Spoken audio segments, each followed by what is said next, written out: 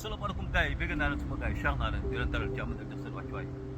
di ñaanal ñu jàmm sàkk seen ñaanal jàmm ba Cheikh bi daal suma gars yi dama dal ci benn vidéo bu doy daw yaram vidéo bu doy waar ak suñu mbokk sénégalais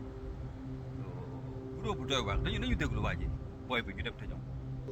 toogal déglu jaaram man tontu de bi fi mu toll nii bàyyi man ñibbi laa bëgg ndax réew mi da nga fi nekk liggéeyoo defoo dara te dëkk jug lekk ka naan ku gis luy yóbbu nit Sénégal rek boo si mënee jàpp nga jàppale ma si man ma ñibbi dem commencé liggéey di mbaale waat di teel fii liggéeyoo defoo dara te dëkk jug yor njaboot yor famille yor lépp liggéeyoo defoo dara amoo këyit amoo dara ku gis loo xam ne nii man na ma yóbbu Sénégal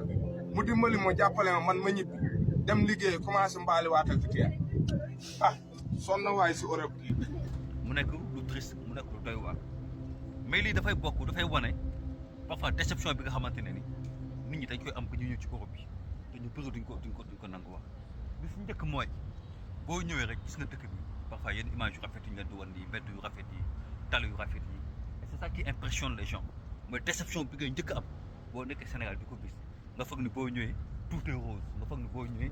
lépp nice nga foog ni boo ñëwee lépp nickel nga ñëw rek dal ci benn dëkk boo xamante ne dëkk bu ndaw la ñu naan ko les petits villages wala truc banlieue bi nga ne wax man li ma doon gis ci mbedd bi li ma doon gis ci télé yi ak li ñu ma doon woon kon nekkati lii rek du kaaw bi nekkati kaaw bi am na ay place yoo xamante ne am na ay ville wala ay banlieue yoo xamante ne bi la ko wane yow sax da ngay naan lii du laay mooy déception bu njëkk maa ngi suy centre ville bi nii ngeen di gis immeuble yu rafet yi bâtiment yi du rafet yi nii au bord de la plage mu rafet ni nga koy gisee Sénégal yéen la ñuy wane seen film yeeg seen kii yi yow boo ñëwee dëkk ci benn quartier boo xamante ne ni wala ci benn zone boo xamante ni doo gis yi wala boo gisee yi rek de temps en temps nga koy gis comme man ni ma koy gisee nii ñu jug yëkkati ma yóbbu mu fenn pour liggéey 1 mois 2 mois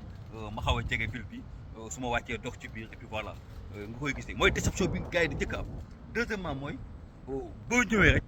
comme boo nekkee Sénégal ñu bëri di ragal a wax ñu leen di mer parce que gars yi duñu comprendre fi ñuy waxee mais kii balaa ñuy sori nañ ko taxaw bu dee am na ñu ko jege nañ ko defal waxtaan ak moom xelam dellu si xam ni ak lu munti am Europe bi moo tane Sénégal dafa fekk ne da ngay am patience parce que métit gi mu tar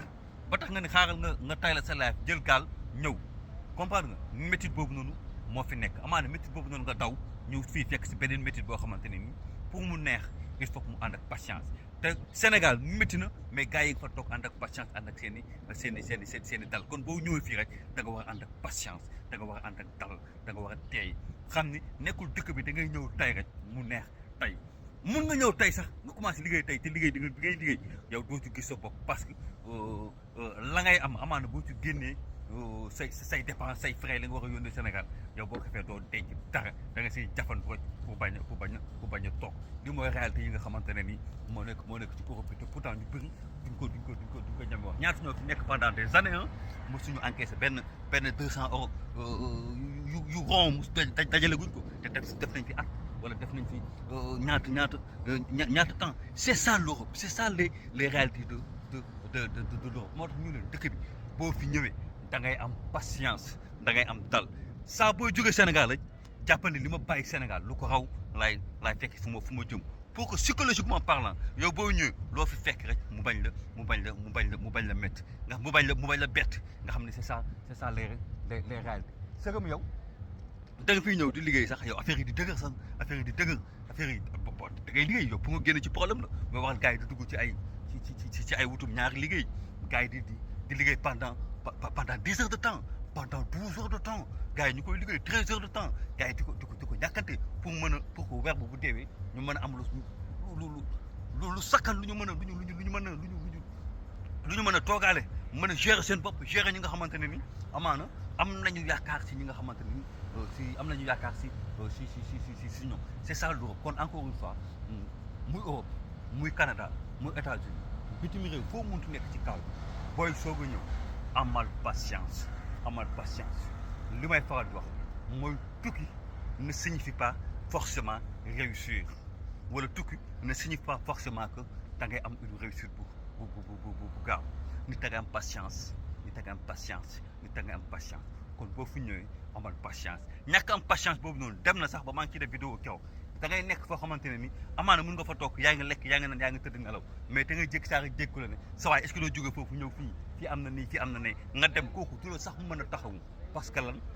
mu la doon wax ak li am bokkul parfois da ngay sonnal nit ki naan ko sa waay man fi ma nekk baaxul est-ce que du ma ñëw fi nga nekk nii utal ma liggéey nekk nii moom fi mu nekk xam na ni mu fa toogee mais bañ nga meru ko wala bañ nga yàq deram sax dina tax mu ne la waa yegsi na te boo ñëwee amaana du mën ci yow tax kon am leen patience bu ngeen ñëwee ñi ngeen fekk si c'est pas que dañu ñëw tey liggéey rek que yow da nga war a ñëw tey liggéey bu leen gis ne ñoom ñu ngi xëy di leen bàyyi ci kër di leen liggéey ngeen foog ñoom dafa yomboon si ñoom non chacun a sa chance ku nekk